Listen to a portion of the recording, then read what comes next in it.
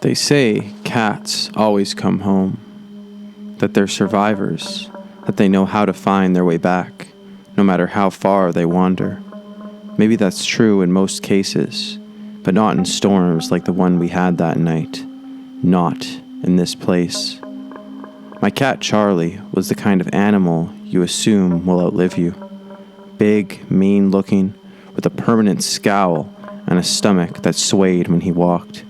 Gray as smoke, with a little notch in one ear from some ancient fight he never told us about.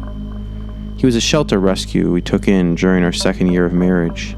Amanda fell for him immediately, and he never once let her forget he was in charge. The only reason he tolerated me was because I knew when to stay out of his way. He wasn't cuddly, he wasn't sweet, but he was ours. We lived in a modest farmhouse near the edge of town, nestled against a patch of woods that was just large enough to get lost in if you weren't careful.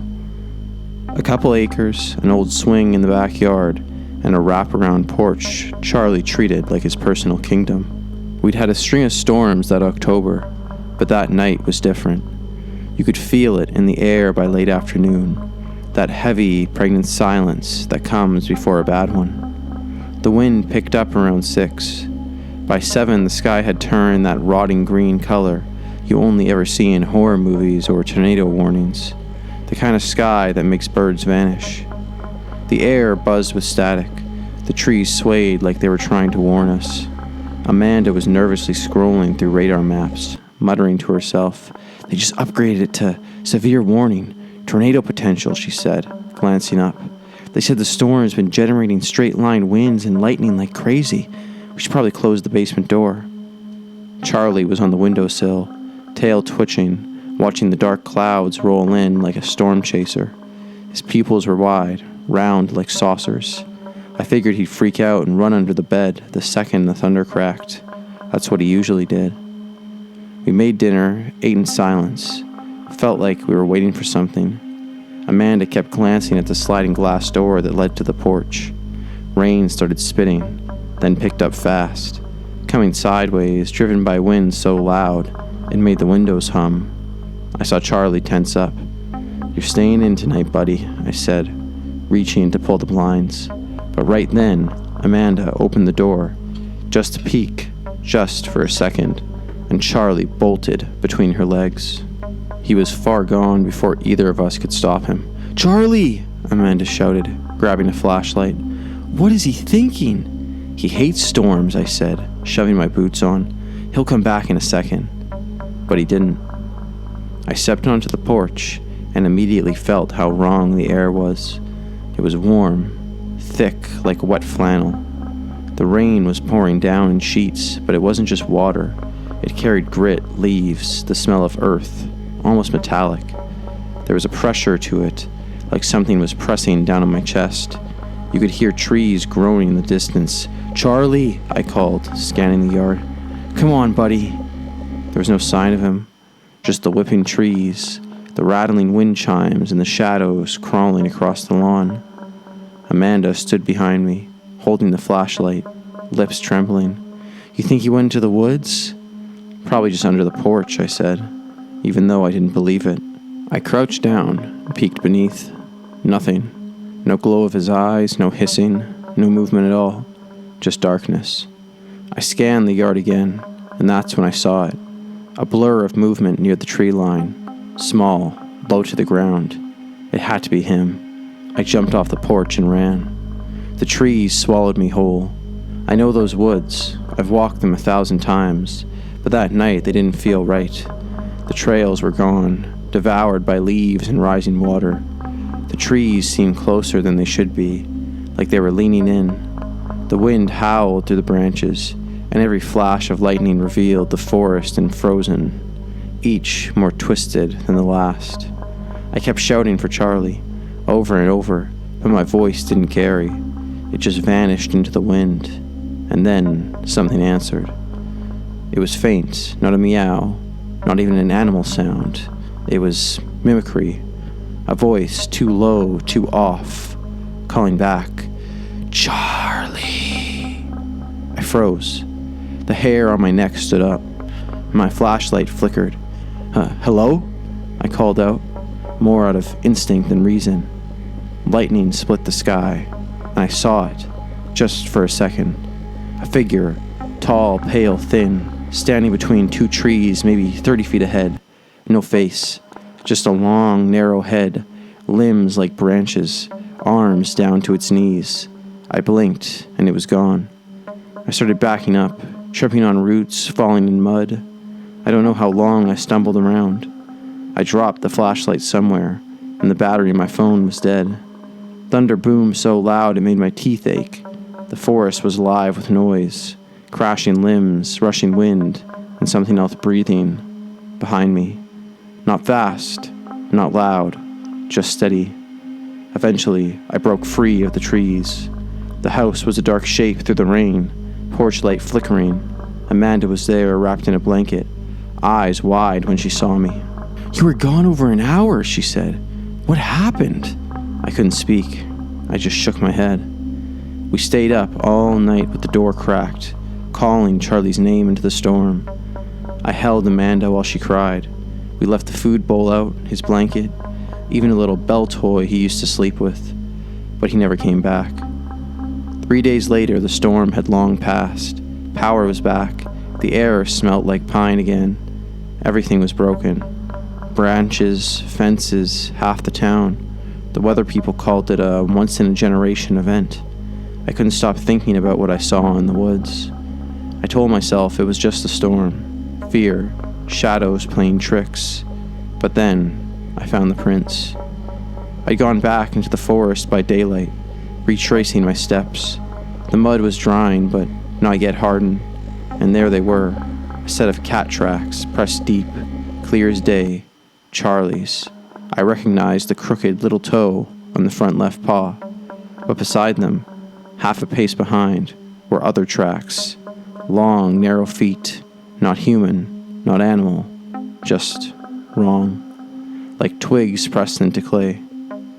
We never found Charlie, but sometimes in the middle of the night, when the wind picks up and the trees start moving again, we hear scratching on the back door, just 3 or 4 scratches, slow and deliberate. We open the door every time, but nothing's there, just the trees swaying, the porch creaking, and faintly, so faint it might be imagined, sometimes whispering just beyond the tree line, I hear, "Charlie." The tires screamed against the flooded asphalt as I swerved back onto the highway, the car shuddering under me like it didn't want to move forward. I kept one hand on the wheel and the other clenched so tightly around the gear shift that my knuckles were white. No one spoke. Rain continued to hammer the windshield. The wipers slapped helplessly. The storm now a relentless wall of chaos outside our fragile metal shell. I glanced in the rearview mirror. Nothing. Just blackness behind us. Not even the faint glow of taillights or distant lightning. It felt like we were driving through the void. The world erased behind and barely holding together ahead. My heart was a wild animal in my chest. I never felt fear like that before. Not like this. I wasn't even sure what exactly I was afraid of. That thing, the voice on the radio, the storm itself, all of it, every single part. Mike sat rigid in the passenger seat, staring out into the rain, flashlight still in his lap, but forgotten. Amanda was whispering something under her breath. Lucas hadn't looked at his phone in minutes. He stared at the floor with his hands clenched in his hoodie, like a kid trying to pretend a monster wasn't in the room. I forced myself to focus on the road, but the further we drove, the stranger it felt. The highway didn't look right anymore. The lines were too faint, like they were being slowly erased in front of us. The trees lining the shoulders looked off, twisted somehow, and the exits, we should have reached one by now, but all I saw was more blacktop stretching endlessly into the storm. "We should have hit that exit," I said quietly. "We've been driving for at least 15 minutes. No one answered. I swallowed hard. My eyes were stinging. I felt like I'd been squinting through glass for an hour. Then the road curved, gently at first, and kept curving, like a slow spiral. The lights ahead stretched in a direction I didn't recognize. "I don't remember this part of the highway," I said. Lucas finally looked up. "What do you mean?" "I've driven this stretch before, but it doesn't bend like this." Amanda pressed her face to the window. "Where are we?" I didn't have an answer. The curve deepened. My headlights flickered. Just once, but enough to make my pulse spike again. The car felt slower somehow, like we were being dragged through wet cement. The air grew thicker. And then we saw it. A gas station. Small, one pump, flickering neon sign overhead reading open, though most of the letters were dead. It looked abandoned, but I didn't care. We needed to stop. We needed a place to breathe. I pulled into the lot. The car rumbled over cracked pavement as the storm finally seemed to ease just slightly. The rain still felt hard, but the wind had died. The silence was more unnerving than the howling ever was. The building was dark, the windows smeared and foggy, with no sign of life. "This place looks like it's been closed for 20 years, Mike said. "Maybe it has," I muttered. We sat there for a minute. No one moved. Then the radio crackled again. That same voice, even more broken now, whispered like it was right in my ear. "You left the road." I slammed my hand down and turned the radio off completely. I didn't even care if I broke it. Amanda's voice was a rasp. "Did it say?" "I'm not staying here," I said, throwing the car into reverse. And then I saw them. Dozens of them. Figures lining the edge of the woods behind the station. Tall, still. Everyone identical to the one I saw before. Long arms, tilted heads, faces like twisted bark. Not moving, just watching. "Go!" Lucas screamed. I hit the gas so hard the wheels spun. The engine roared and the car skidded before finding traction, launching us back toward the road. But the road was gone. Where it had been just minutes ago, there was now only a gravel path that curved into thick woods, choked in mist. No signs, no painted lines, no sound of cars anywhere. "Where are we?" Amanda shouted. "I don't know," I cried. "I don't know how we got here." The gravel snapped under the tires as we sped into the mist. The trees loomed in on either side, gnarled and wrong.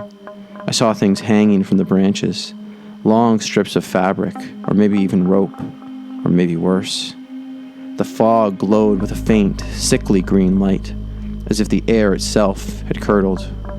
"I think we're dreaming," Lucas said suddenly. "This isn't real. This can't be real." "It's real," I said. "I don't know what it is, but it's real." And then we saw the sign. Wooden, burned black, letters carved crudely with something sharp. "You left the road. The road doesn't forgive," it read. The path narrowed. I didn't know where to go. My GPS was a frozen screen. My phone wouldn't even power on. We were deep in something now, somewhere we weren't supposed to be. And that's when the car died. The engine just cut, like someone yanked a cord from the wall. We rolled to a stop in front of a clearing, and ahead of us, illuminated by one last flash of lightning, was the same gas station. Same cracked pavement, same broken neon sign, same pump, same busted window. We'd gone in a full circle. "No," Amanda whispered. "No, no, no." The flashlights in Mike's lap flickered. And then the tapping started again. Tap, tap, tap. From the roof this time. We didn't look up. I held everyone's hands. I don't remember saying it, but I whispered over and over, "Close your eyes. Don't look, don't look." The tapping grew louder. Crawling, dragging footsteps moved across the roof of the car. And then, like a rubber band snapping, it stopped. The rain let up. The air cleared. And just like that, we were back on the highway. Middle of the lane, asphalt solid, headlights on. The exit sign was a quarter-mile ahead. Amanda was sobbing quietly. Mike's flashlight lay on the floor. Lucas hadn't moved. I drove. I didn't speak. None of us did.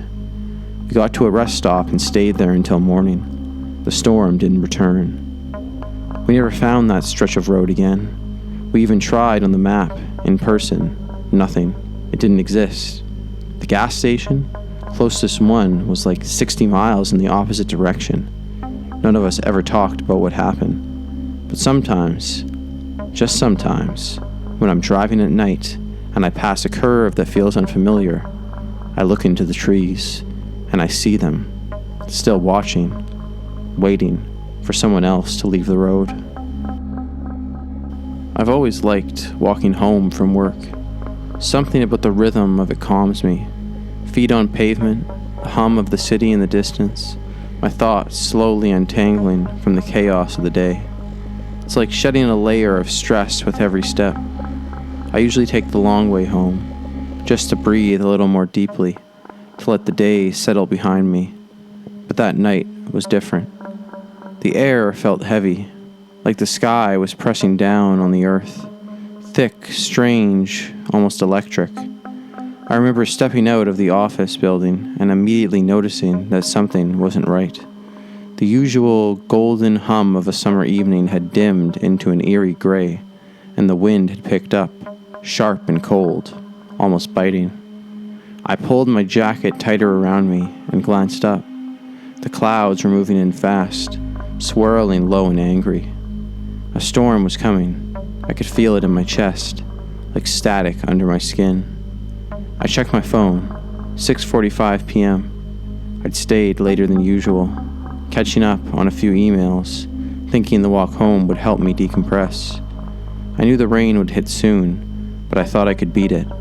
Besides, I'd walked in worse, so I put in my earbuds, hit play on a mellow playlist, and started toward home. It wasn't long before I noticed the street was emptier than usual. A few cars passed, windshield wipers flailing, but the sidewalks were nearly deserted. Stores were closing early, probably bracing for the storm.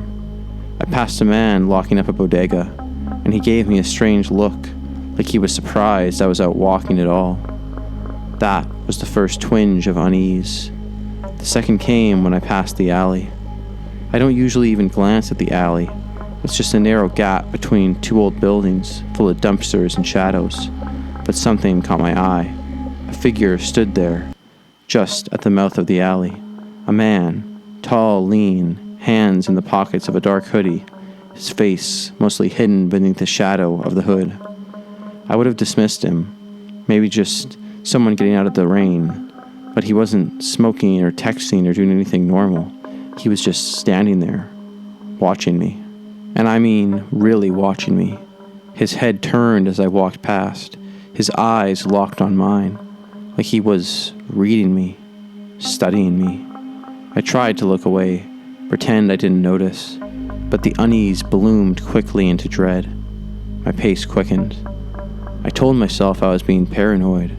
I've seen my fair share of weird people in the city, but as I walked, block after block, I kept looking back, and each time, there he was.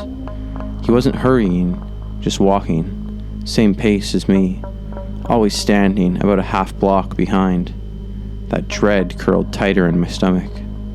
I stopped pretending the text. I actually pulled up my messages and typed, "Hey, walking home, storm's bad, I think someone's following me." I didn't send it. I just hovered over the screen, thumb shaking. Part of me still didn't want to believe it was real. I turned a corner, and he turned too. I crossed the street. A minute later, so did he. And that's when it clicked.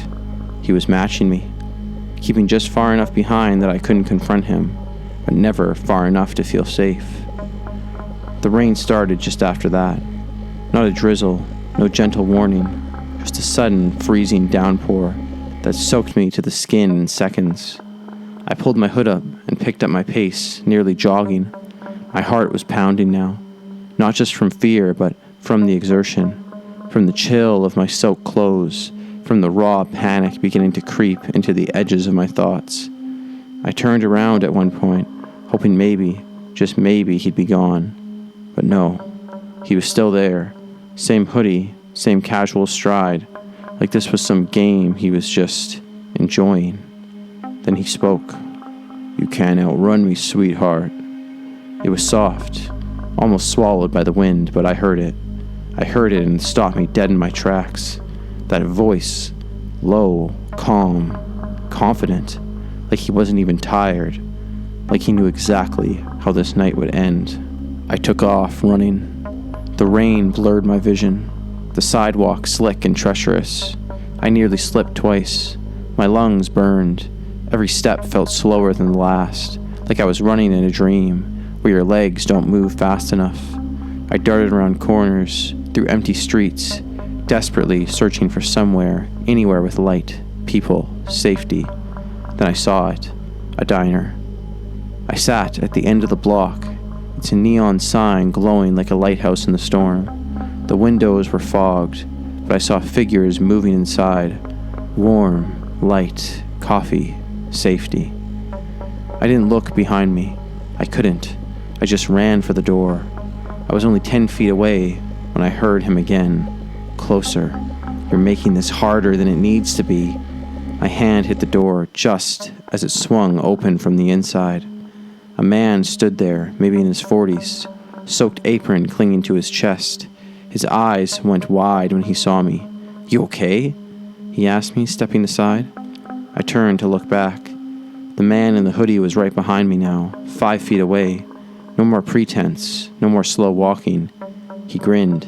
"She's fine," he said smoothly. "Just in a bit of a rush, right, sweetheart?" I couldn't speak.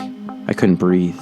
I stared at him, heart thundering, and really saw his eyes for the first time. They were wrong. Too dark, too empty, like two black pits that led nowhere. The diner worker stepped between us. "Back off," he said, his voice firm. "She's coming inside." The man in the hoodie tilted his head, still smiling. "You're making a mistake." Then he stepped back into the rain and vanished, just gone, like he'd melted into the storm. The worker slammed the door and locked it. I nearly collapsed into a booth, shivering, shaking, soaked to the bone. He handed me a towel and a mug of coffee I didn't remember asking for. "I've seen him before," he said, staring out the window. "Hangs around when it rains, always watching. Never comes inside, but always watching." I called the police. They came, asked questions, looked around. They found nothing. No one matching the description.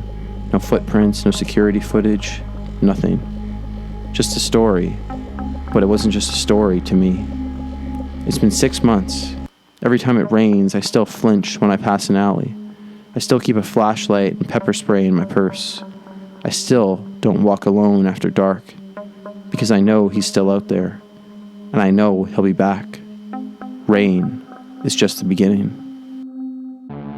We left at dawn, chasing that perfect stillness you only get just before the world wakes up. There were 4 of us, me, my cousin Derek, his younger brother Jake, and Marcus, our oldest friend, practically family. We've been doing this since we were kids.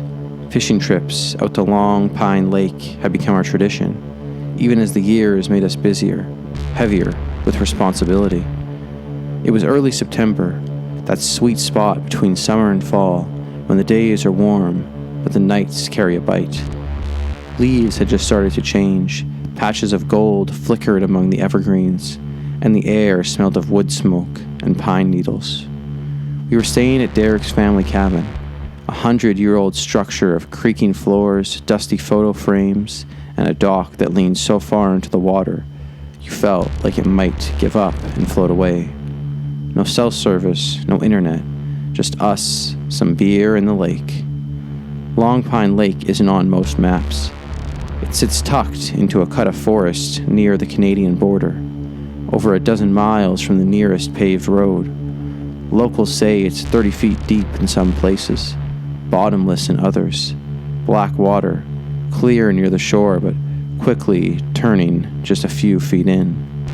Derek always said the lake felt ancient, not haunted exactly, but old in a way that washed you back. We loaded our gear into Derek's ancient itself aluminum fishing boat around 6 a.m. There wasn't a sound except the soft lapping of water and the creak of the dock under our boots.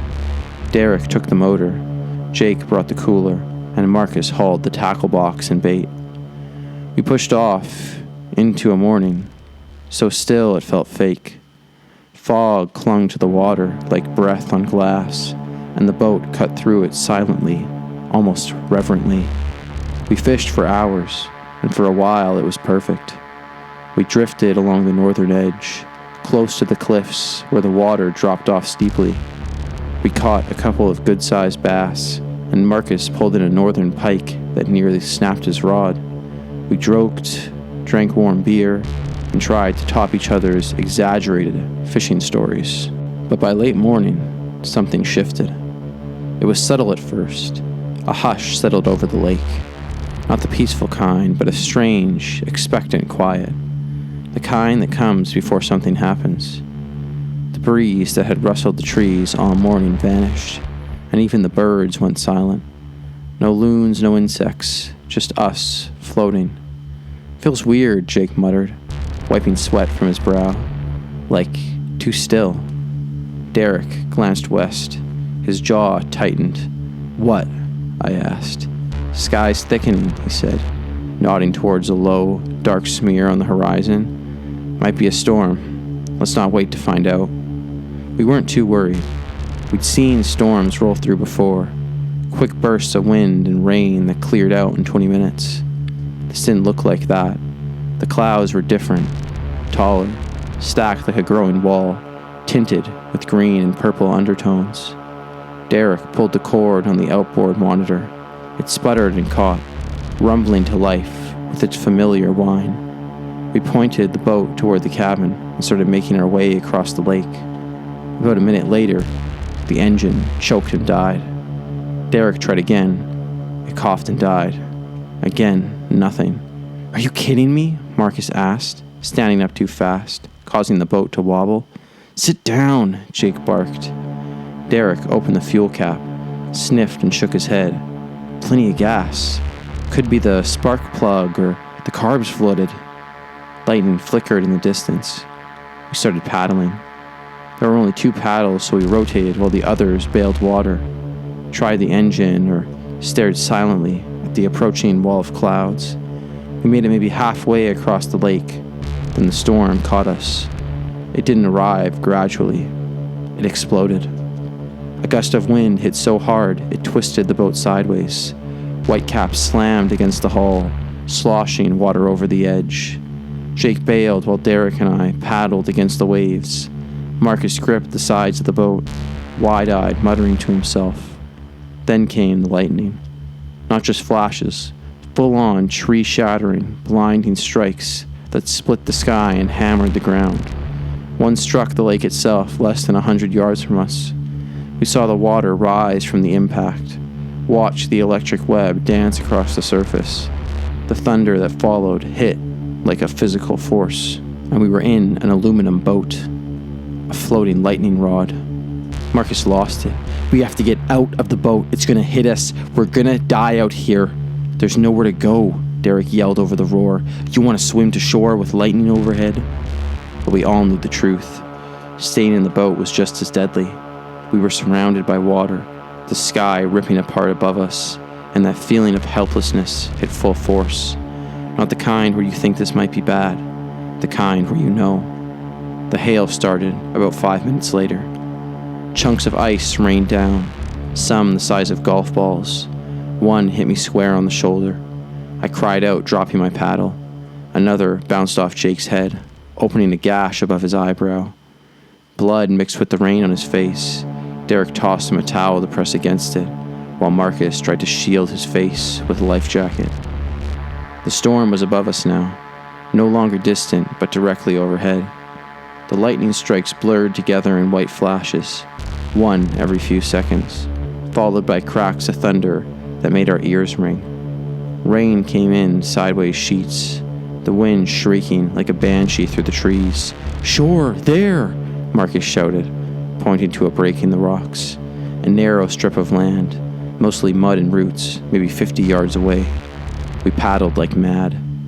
A massive wave slammed us from the side, nearly tipping us. Water gushed in. We scrambled, slipping on the wet floor. trying to stay balanced. Another flash, another blast of thunder. I remember thinking, if one of us falls out now, we won't find them. When we finally hit the shore, it wasn't graceful. The boat slammed into a submerged log and stopped dead. We jumped into the waist-high water and dragged it onto the bank, half falling, half crawling. Rain pounded us as we scrambled beneath a leaning pine, its branches thick enough to offer a little shelter. We were soaked, shivering, bruised. Jake was bleeding heavily. I could barely feel my hands. Derek just stared at the lake, breathing hard, and the storm kept going. The lightning didn't let up. It struck the trees around us again and again. One hit maybe 50 feet away. The pine split and fell with a crash so loud it shook the ground. Steam rose from the impact point. The air stank of ozone and burning sap. Marcus was crying, not sobbing, just silent tears running down his muddy face as he rocked back and forth. I don't blame him. I felt like crying too, not from fear, but from awe. The storm was too big, too loud, too alive.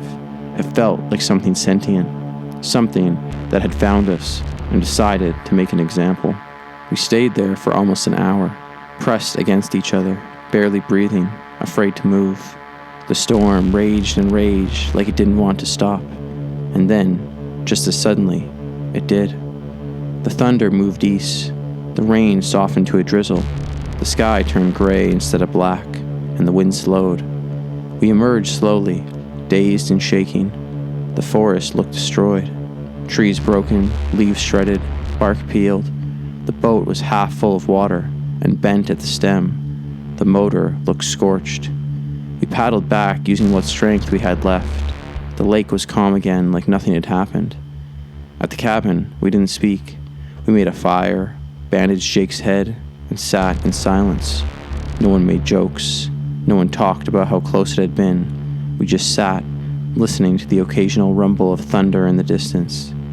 Later that night, Derek finally said, "We should have died out there."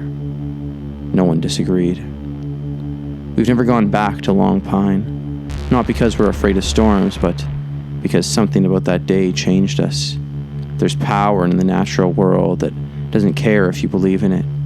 It doesn't care about your plans, your friends, your weekend escape. It just is.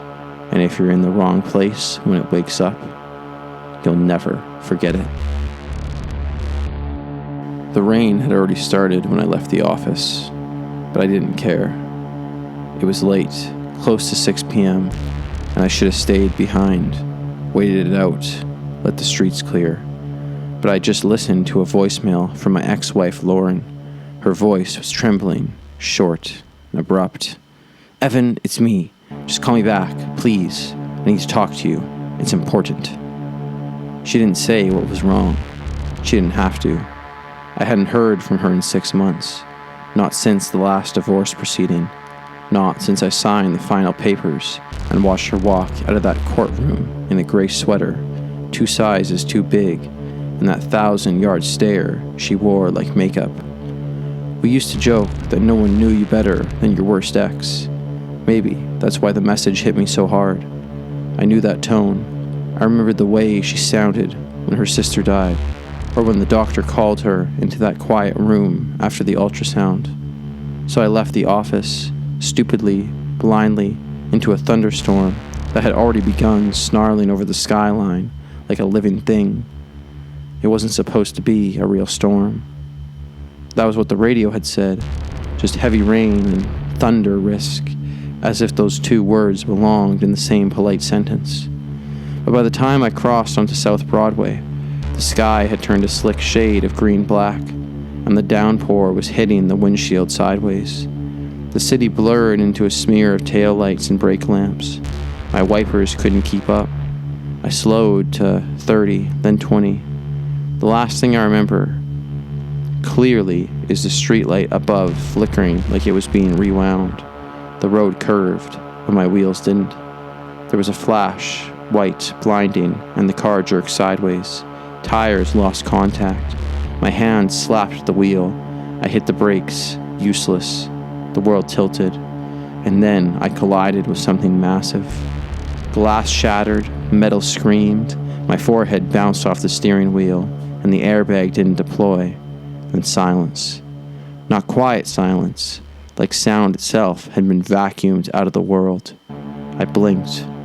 I'd plowed halfway through a low wall, an old structure of limestone and decaying plaster. The car's hood was crumpled like a paper plate. Steam hissed from beneath it. My side mirror hung like a snapped wrist, and outside the rain was still coming down in sheets. It took a few moments for the pain to register. My shoulder was wrenched, and blood poured down my face from a cut above my brow. I fumbled for the door handle. It opened too easily, letting in wind, water, and the sharp stink of mold and concrete dust. And that's when I saw where I was. I'd driven straight into the Hanley building. Most people downtown don't even know its name. The city hasn't used it in decades. The last tenant moved out in the late 90s after 3 failed renovation projects and 1 lawsuit involving mold exposure.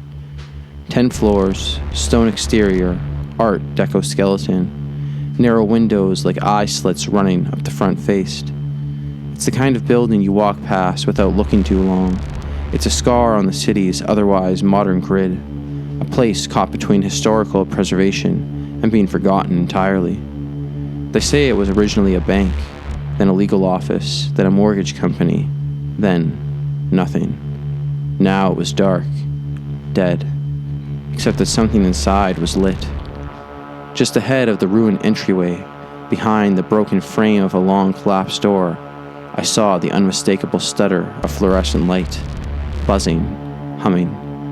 I stood there, dripping, panting, unable to explain why the inside of an abandoned building in the middle of a power outage had working electricity.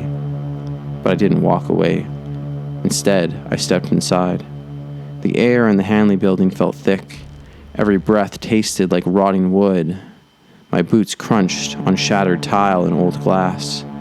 The light I saw flickered overhead, a half-busted fluorescent bulb hanging crooked in a frame, casting a corridor in dirty blue-white glow.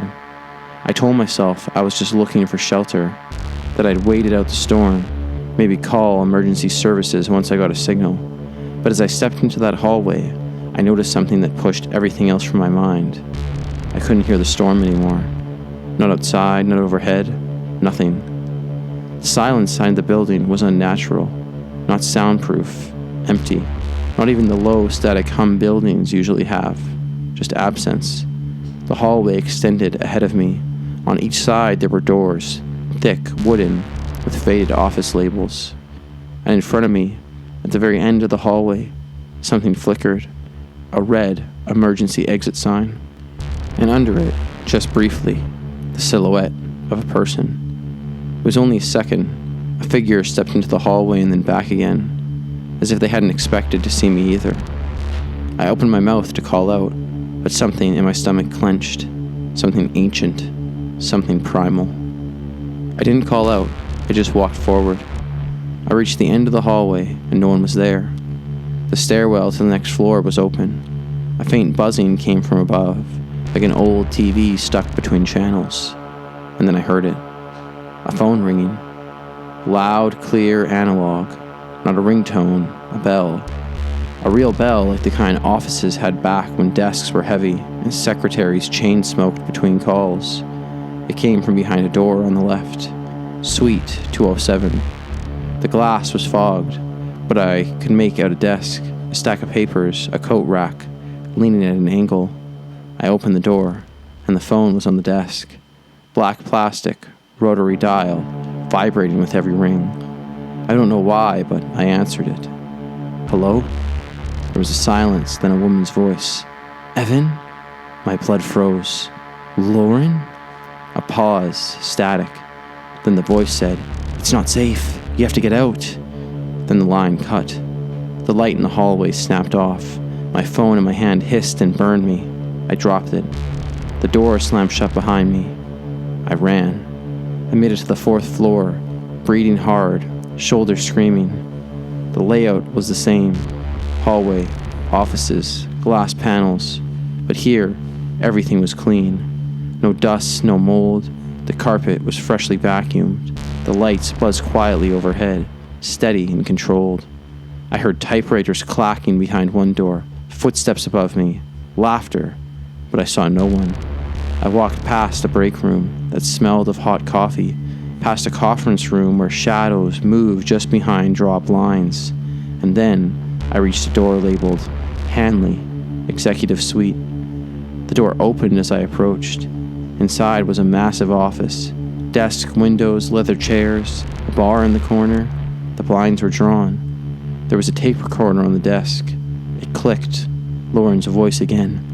"You shouldn't have come here, Evan." I backed away. "I wanted to tell you, but I waited too long. Now it's a part of you. Now you remember." The tape ended. Then the office filled with light.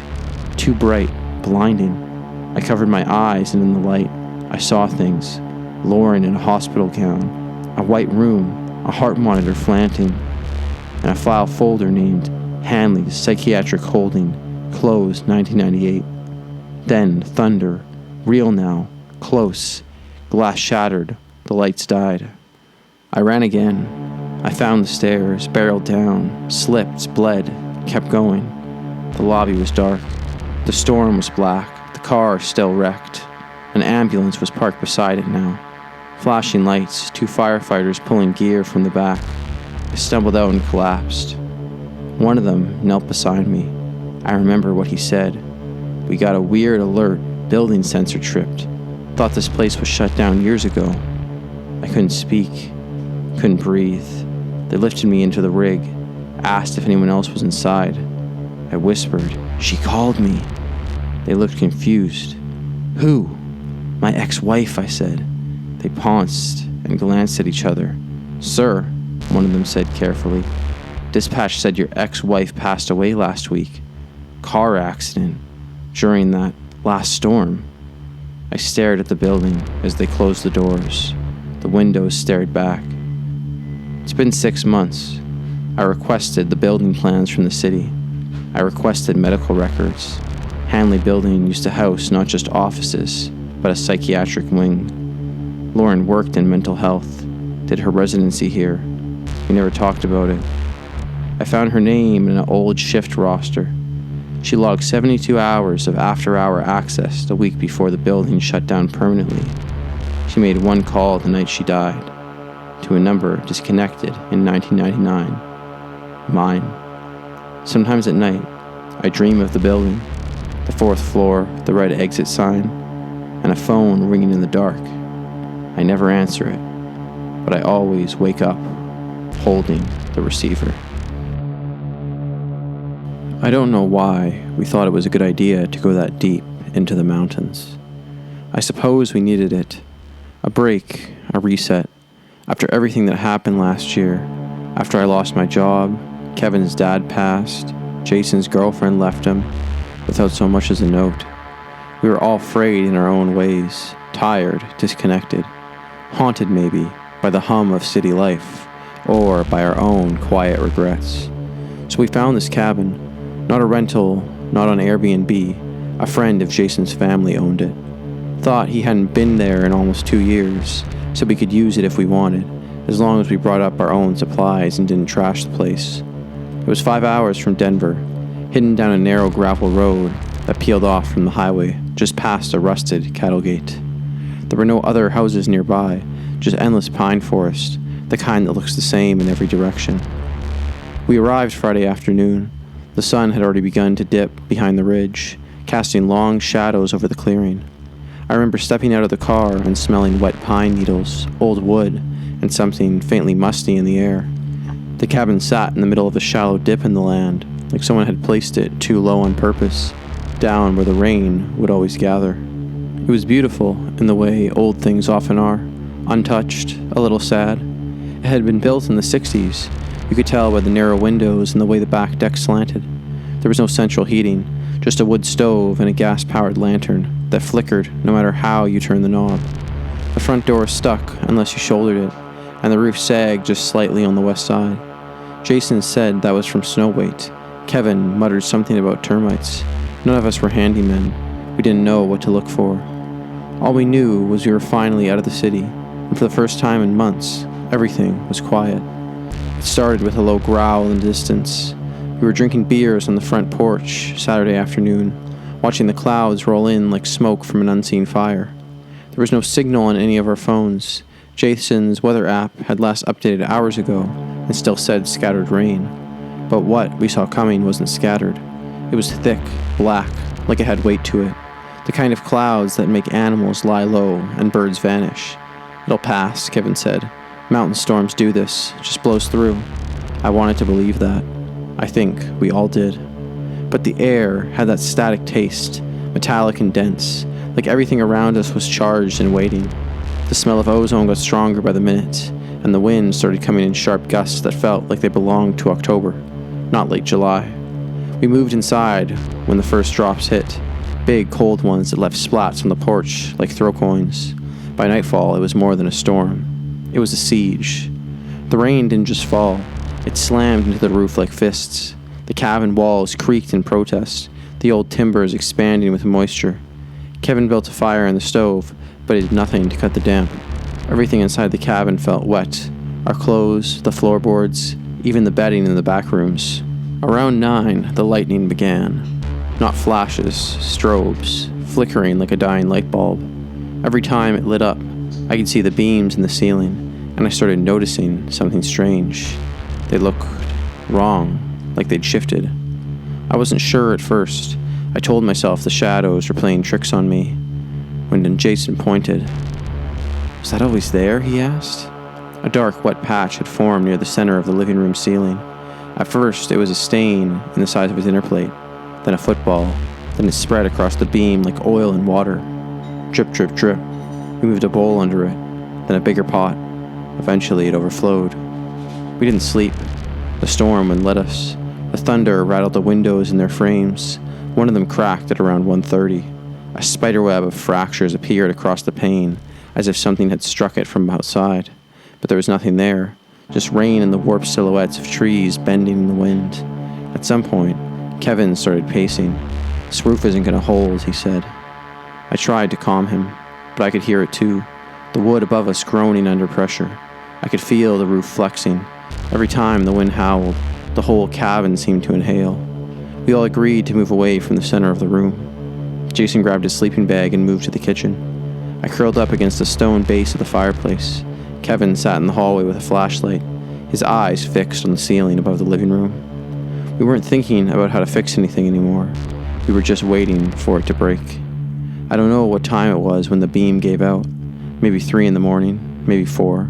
There was no power, no clocks, just the steady drip, drip, drip of water and the endless roar of the storm. Then, a sound I can't describe, like the whole building took a breath and shuddered. The ceiling groaned once, long and loud. Then it snapped. I remember standing up, trying to shout something, Jason yelling, "Move!" from the kitchen, Kevin scrambling backward, and then the roof came down. I didn't see it, I felt it. The floor lurched, wind tore into the cabin like an animal. The ceiling cracked open along the center beam and collapsed inward, bringing water, insulation, old boards, and nails down with it. There was a split second of total darkness, then the blinding white of lightning as the roof gave way completely and the storm flooded in. I came to maybe a minute later, drenched, cold, pinned beneath debris. The ceiling had dropped onto the main room like a sledgehammer. Half the furniture was destroyed. The fire was out. The walls were bowing outward now, ready to fall. Jason was bleeding from a gash above his eye. Kevin's leg was broken. I couldn't move my left arm. We crawled, literally crawled, out the back door and into the storm. The rain hit us like glass. Lightning crackled so close I could smell it. We didn't talk, we didn't yell. We just dragged each other toward the truck. The road was gone.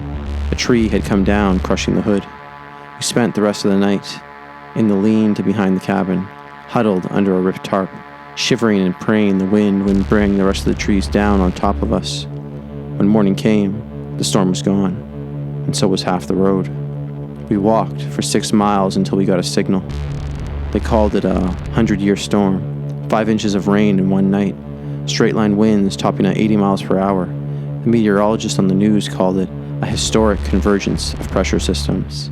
I call it a reminder that walls are just wooden nails, A roof is just a promise made by people who don't think about weight, about wind, about water. Nature doesn't keep promises. It just waits for them to break. Started the way all summer storms do out here, quietly, subtly, like the world was holding its breath. I was alone that night. Michelle was visiting her sister in Boulder for the week, helping with a new baby and sleeping on a pull-out couch. I'd taken a few days off work to enjoy the peace and finally catch up on everything I'd been neglecting, organizing the garage, cleaning up the basement, maybe even starting that book I'd kept meaning to read. It was around 6:30 when I first noticed the sky changing. I was making dinner, nothing fancy, just chicken and roasted vegetables, and standing at the kitchen counter when the light coming in through the back windows shifted. Everything outside took on a strange hue. The trees went still. The birds that had been chirping all afternoon suddenly stopped. The forecast had mentioned possible thunderstorms, but this felt heavier. It wasn't the kind of storm that comes and goes. This one had weight to it. I could feel it in the air, in my teeth almost, a subtle, static tension humming just beneath the surface. The rain began as I sat down to eat. It was soft at first, more like mist than real rain, tapping gently against the glass. But within minutes, it had turned into a downpour. Wind howled around the corners of the house, making the gutters groan. I remember pausing mid-bite when the lights flickered once, then again, and then they went out completely. The sudden silence of the refrigerator stopping was weirdly loud. I sat there, fork in hand, staring at the dim outline of my kitchen, the storm thundering outside like a slow, rolling drumbeat. I got up, feeling my way to the drawer by the sink, where we keep a few flashlights. I flicked one on, and the narrow beam cut through the darkness. I checked my phone. No signal, of course. We lose service sometimes during storms, especially if the wind takes down one of the old trees near the utility lines. Nothing unusual. I was about to head upstairs to grab a few candles when I saw something move in the backyard. Just a blur, a shape, but unmistakably a person. I paused and stepped to the back door, brushing aside the curtain to get a better look. Rain streaked the glass, making the world beyond it wavy and distorted, but I saw her clearly enough. An old woman standing perfectly still in the middle of my yard. Her soaked cardigan clung to her frame. A long skirt swirled around her ankles in the wind. Her hair was plastered to her forehead in a silver mess. She wasn't facing away. She was facing me, her head tilted slightly forward, like she was trying to hear something.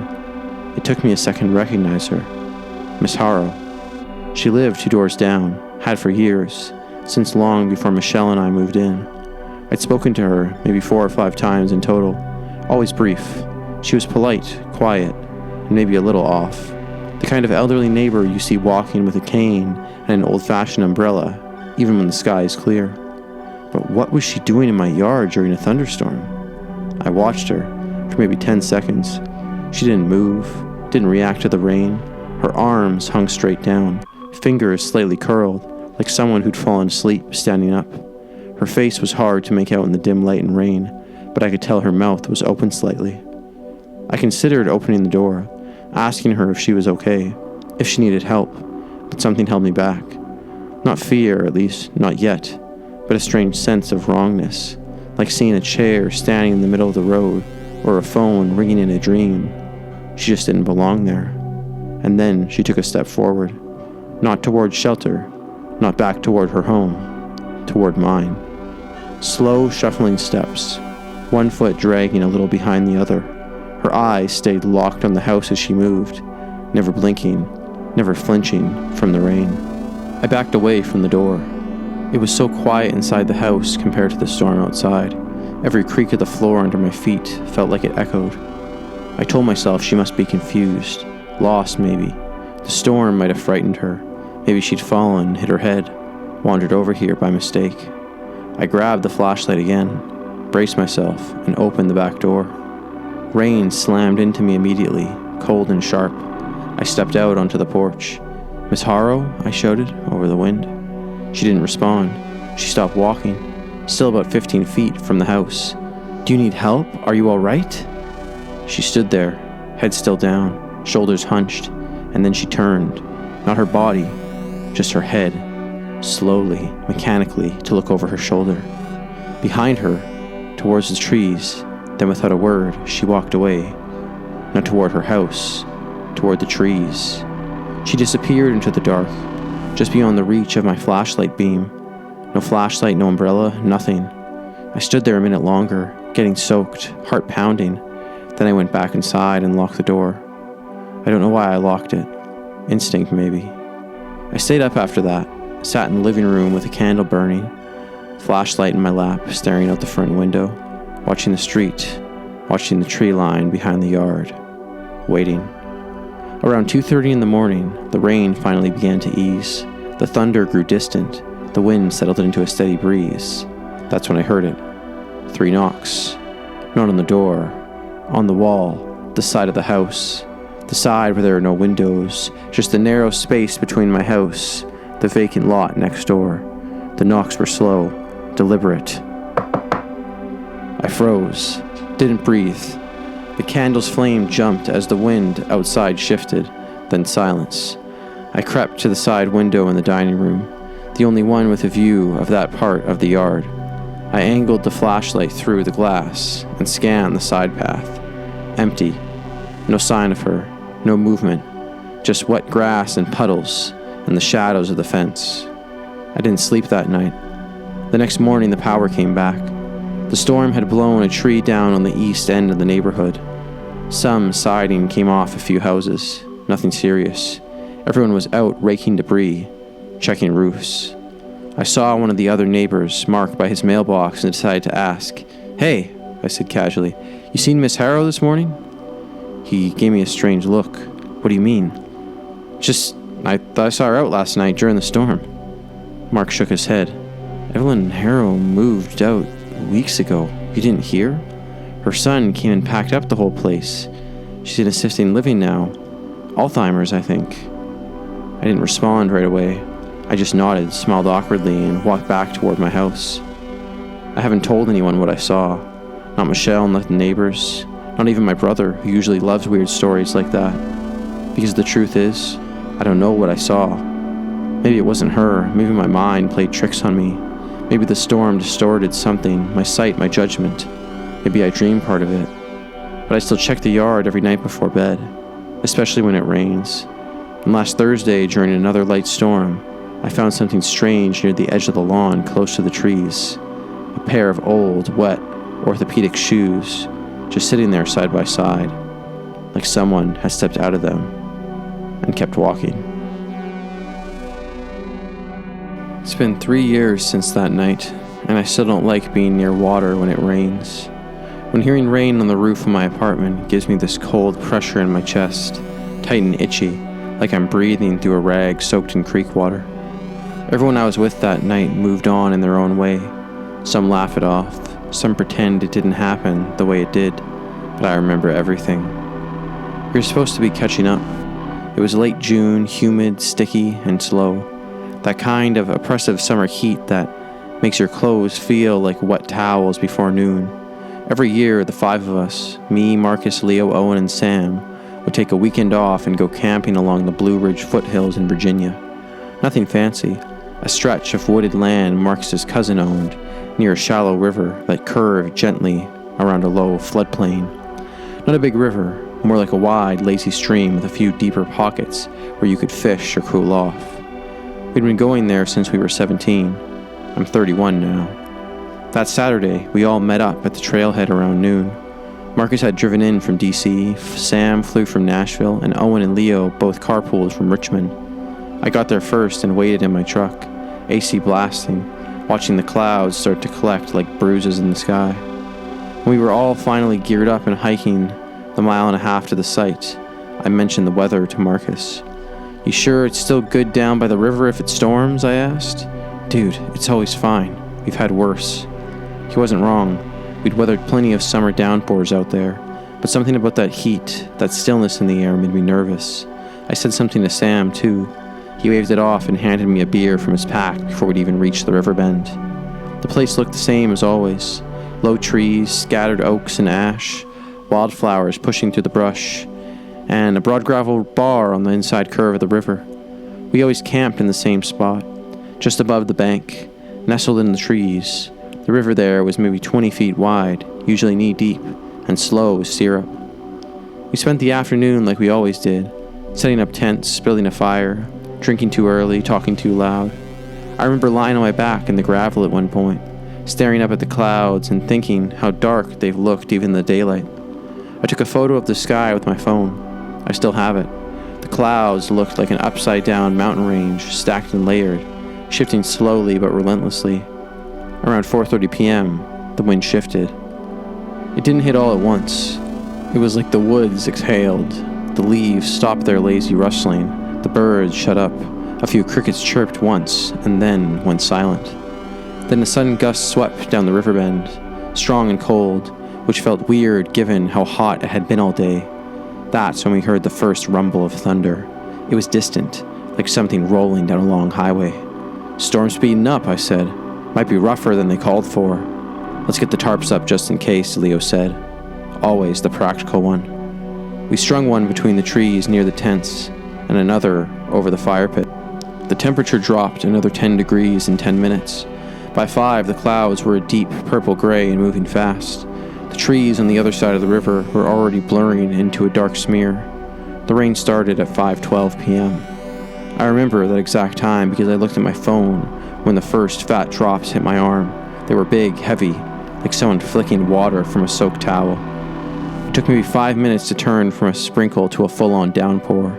We retreated under the tarp, still laughing, passing beers around, shouting over the growing roar of the storm. It felt exciting at first, nostalgic even. 5 guys huddled under a tarp, lighting cracking above, pretending to be woodsmen. But by 5:30, it wasn't funny anymore. The wind picked up again, harder this time.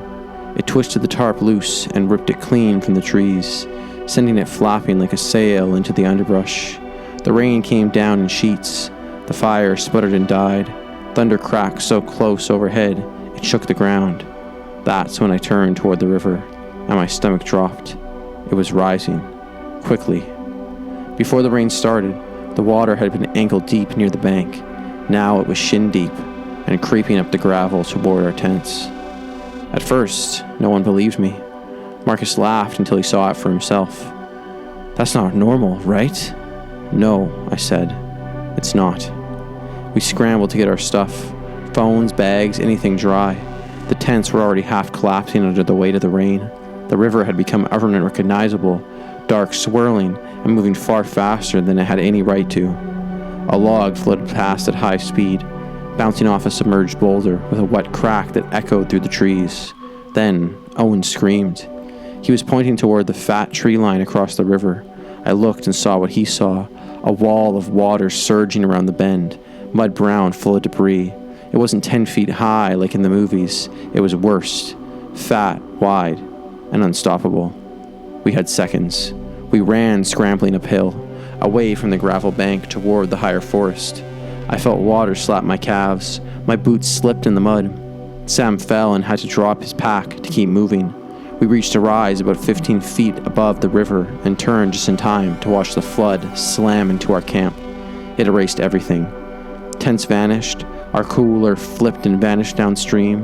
One of the big pines cracked and fell sideways into the current with a groan. We stood there, soaked, shivering, and silent, watching our weekend disappear. The rain kept coming, thunder overhead non-stop, like the sky was collapsing. Then the second wave hit. This one came from the woods. Turns out the back end of the property, behind the forest, held a small reservoir. Nothing big, just a private pond used on some farm 2 miles up the hill. The dam didn't hold. A wall of water ripped through the woods from behind us, dragging branches, fence posts, and parts of a dock along with it. We ran again, this time without a plan, just forward, uphill, stumbling over roots and slipping in mud. It was pure chaos. My lungs burned, I could barely see. We lost Owen for a full minute. He'd slipped and fallen. When we found him, he was wedged between 2 trees, bleeding from the scalp, water up to his chest. It took both Marcus and Leo to pull him out. I remember looking at his face and realizing he wasn't even scared. He was numb. His expression was blank, like he was somewhere else already. We finally found shelter beneath a rock overhang near the top of a ridge. The rain was still coming down, But the flooding didn't reach us there. We huddled in that space, soggy, shaking, and silent, for nearly 3 hours. No one spoke much. Marcus kept checking his phone even though there was no signal. Leo threw up from adrenaline. Sam kept whispering for help over and over. I sat there staring at the trees, listening for any sign of more rushing water. It felt like the forest had become something else, something hostile, like it had turned on us. I never felt that small before, but that night, I realized how little we mattered. We hiked out the next morning, moving slow.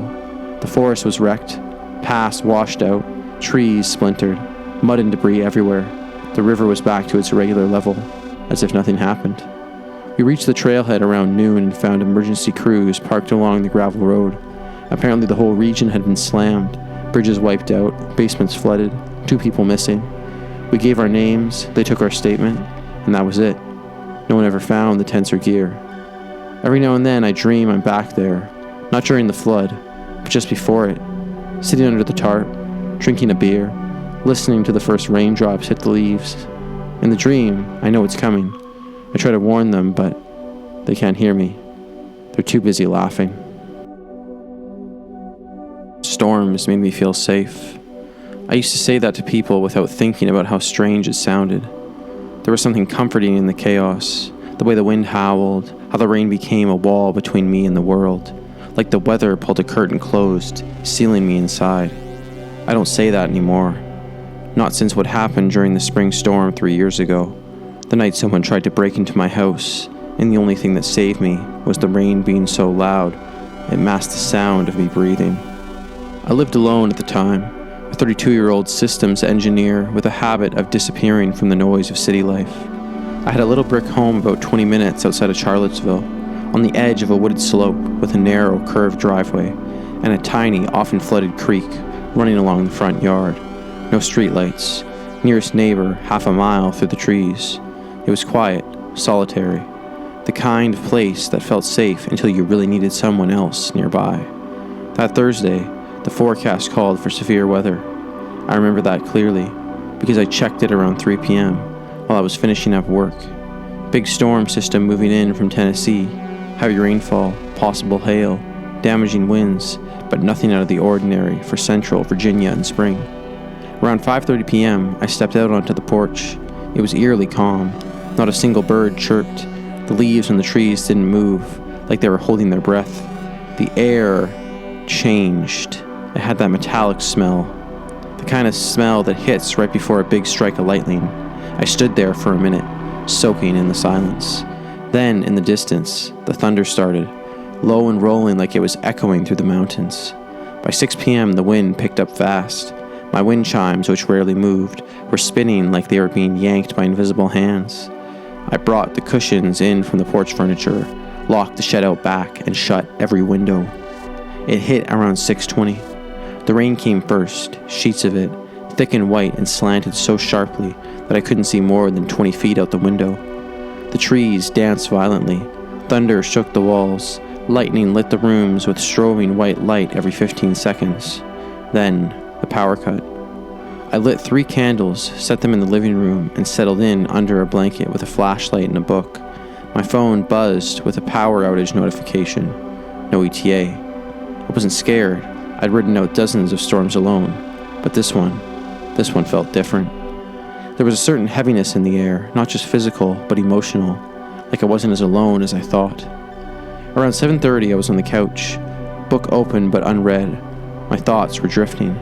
The storm had reached its peak, wind roaring, rain pounding so hard on the roof it sounded like static from a broken TV. That's when I heard it. A knock. I paused. I wasn't sure at first. Could have been a tree branch, something falling in the yard, but then it came again. 3 knocks, soft, spaced out, unmistakably human. I stood, my stomach dropping. The porch light was out, no power, so I crept toward the door and peered through the peephole. Nothing. I flipped on the flashlight and aimed it through the peephole. Still nothing. Then just as I turned away, the knocking came again. But not from the front door, from the side of the house. I froze, flashlight beam jittering slightly as my hand began to sweat. Someone was walking around. I crept to the side window, crouched low. I pulled the corner of the curtain back, just a sliver. I saw a figure. A man, tall and broad-shouldered, standing near the edge of the house, his back to me. He was wearing a dark rain jacket, hood up, but soaked through. His hands were at his sides. He wasn't trying to find shelter. He wasn't calling for help. He was just there, facing the wall of my house. Then he turned and looked right at the window. I dropped the curtain. My heart was beating so loud I could feel it in my throat. I backed away on my hands and knees, grabbing my phone from the coffee table. 1 bar of signal. I called 911. I whispered into the phone, voice trembling. "There's someone outside my house. I don't know who he is." He knocked and then started walking around. Please send someone." The dispatcher stayed on the line. She was calm, professional. Said a car was nearby, maybe 15 minutes out. She told me to lock myself somewhere safe and stay put. I moved toward the bedroom. As I passed the sliding glass door to the back deck, I caught movement out of the corner of my eye. He was there, closer, standing 6 inches from the glass. The candlelight behind me must have silhouetted me, because I saw him tilt his head slightly, like he was trying to study me. Then he lifted his hand and tapped the glass 3 times, soft and slow. I ran. I slammed the bedroom door, locked it, and wedged a chair under the knob. My hands were shaking so badly, I dropped the flashlight. I turned off the phone screen, not wanting to give off any more light. Then I listened. I could hear footsteps outside the wall, slow, in the wet grass. He was circling again. I told the dispatcher he was still there. She kept reassuring me, "They're almost there. Stay quiet, don't engage, stay hidden." Then I heard the sound I'll never forget. The back slider cracking. Not shattering, just cracking, like the frame was giving away. He was trying to pry it open. Then, the most terrifying realization of the night hit me. He wasn't working alone. Outside, near the side wall, I heard another set of footsteps, lighter, quicker, and a voice, just a whisper, but too garbled to make out. There were 2 of them. I froze, trying to hear, trying to figure out if one had gone around to the garage. The side door didn't have a deadbolt. I couldn't breathe. I heard more movement, a bang, something metallic, then another soft knock, this time against the window of the guest room. They were testing every entrance. And all the while the storm kept raging, rain pounding, thunder shaking the floorboards, making the sound of their movement, their voices. If I hadn't been so still, I wouldn't have heard them at all. The dispatcher's voice broke through again. "They're pulling into your drive now. Officers are approaching the house." I waited. Then came the pounding knock at the front, this time firm and loud. "Sheriff's Department, open up." I came out slowly, barely able to stand. The moment I opened the door, I collapsed into tears. The officers swept the property. Whoever had been out there was gone. No prints, the rain had washed everything away. No forced entry, just the crack in the back slider, like someone had been trying. They found nothing in the yard, nothing in the woods, just footprints on the deck, and mud tracked across the welcome mat. They told me it was probably a pair of burglars trying to rob homes in the storm when no one expected it. But I knew, deep down, this wasn't random. They didn't act like thieves. They didn't even check my car or the garage. They didn't try to kick a door in fast and run. They moved with purpose, like they had all night, like they were watching me. And the way he stared through the glass, not desperate, not frantic, just calm like he'd been there before. I still see that face when it rains. I sold the house a month later, moved into a gated building in the city with cameras and neighbors on all sides. I sleep with a baseball bat under the bed and a knife in my nightstand. But when storms hit, the big ones, and the thunder starts rolling across the sky like distant footsteps, I still check the glass doors, and I never, ever ignore a knock, especially if it comes in 3. I used to run in the rain on purpose. Most people thought it was weird, but something about a storm made everything quieter. No lawnmowers, no kids screaming, no cars zipping by, just me, the rhythm of my feet on the pavement, and the sky tearing itself open above me. Running in the storm made me feel invincible, but that changed the night something ran with me, or chased me. I still don't really know which. It happened 2 springs ago, but I still remember the exact date, May 11th. It was a Thursday. I remember because I had a rough meeting at work. I do contract design, remote. and I needed to clear my head. I'd already run 4 times that week, but I was restless, jittery. My body was trying to escape itself. The forecast was showing heavy thunderstorms rolling in after 8 p.m., so I figured I had a small window if I left right after dinner. I run the same route almost every time, down a semi-rural road called Lawson Hollow, just outside Asheville. It's a 5-mile loop that cuts through thick woods and old farmland. It's quiet, hardly any houses along the middle stretch, and no streetlights. You can hear every footstep, every snapping branch, every rustle in the trees. When I headed out that night, it was 7:42 p.m. I remember checking my watch on the front steps. The wind had started picking up, and the clouds were that low, mottled gray, flat-bottomed and heavy, like a dropped ceiling pressing down on everything. I stretched out quickly and hit the road, rain jacket tied around my waist. By the time I was a mile in, the first few drops started falling, warm, sparse, hitting the pavement with lazy little smacks. I picked up my pace. I felt good, really good, actually. Strong stride, lungs open, a little pain in my right knee, but manageable. The woods were to my right now, thick pines, maples, and brush. There were no birds, no squirrels, just the growing hiss of rain and the slow rumble of thunder far off in the hills. The air smelled electric, that sharp, burnt metallic tang right before lightning hits something nearby. At mile 2, the road narrowed, a long, curving hill where the trees crowd closer. It's my least favorite stretch during the day. That night, it felt like walking into a tunnel. And somewhere deep in my gut, I got that feeling, the same one I had as a kid when I'd get to pee at 3 a.m. and have to walk past a dark hallway, that primal, ancient, something is watching you instinct. I shook it off, told myself it was just the weather. Then the rain started coming harder. Around 2.8 miles in, my left earbud cut out. Not all at once, it fizzled, buzzed like a short circuit, then went dead. The right one kept playing, but it sounded off, tiny and distant. I stopped and pulled them both out. The rain was loud, drumming on my jacket, my hat, the leaves above, but underneath that, I heard something. Footsteps. At first I thought they were my own. Echoes, maybe. But they weren't right. They weren't synced with my movements. They came in short bursts like someone running, then stopping. I turned around fast, and there was nothing. The road behind me was empty, just the glow of distant lightning flickering through the treetops. I stood there, soaked, my breath fogging in the warm air, trying to listen. A branch snapped deep in the woods, sharp like a crack, then silence. Then, from somewhere not far behind me, came a sound I've never forgotten. Breathing. Not heavy, not frantic, just there. Low and raspy, not quite human. Too close. I turned and ran. I didn't look behind me, not at first. I ran harder than I ever had. My shoes slapped the pavement so loud I couldn't hear anything else. The storm was on top of me now, thunder shaking the road under my feet, lightning flashing hard enough to burn white into my vision. But every time the sky lit up, I caught something moving in the trees. I saw at once, clear as day, a figure tall and lean keeping pace with me, gliding through the brush without touching anything. It wasn't running, but it was fast, way too fast, and then it started getting closer. I passed the old gate at mile 3.3, a broken chain link fence that used to lead to a private campground back in the 80s. That's when I started hearing it behind me. Not footsteps anymore, something else, like the sound of wet cloth dragging across the pavement.